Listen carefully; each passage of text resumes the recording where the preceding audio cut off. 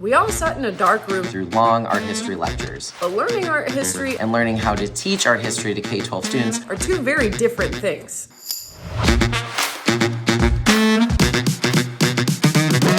Hi art teachers, I'm Joe Boatfield and I'm an elementary art teacher from Dallas, Texas. I'm Harris Waltuck, a high school art teacher in Baltimore, Maryland. Welcome to 5 Minutes of Art History, where we do a fast and deep dive into how to teach some of our favorite artists. Latoya M. Hobbs, Jesus Raphael Soto, Karita Kent, Le Corbusier, Vashti Harrison, Dohosa. Marina Abramovich, And Jerry Yulesman. in this series, We will share our tried and true student favorite activities and strategies, to get your students to examine, analyze, and communicate about art, build literacy critical thinking skills. while exposing your students to a diverse range of experiences. The results may be interesting. Subscribe to The Art of Ed, Like this video and then join us for 5 minutes of art history.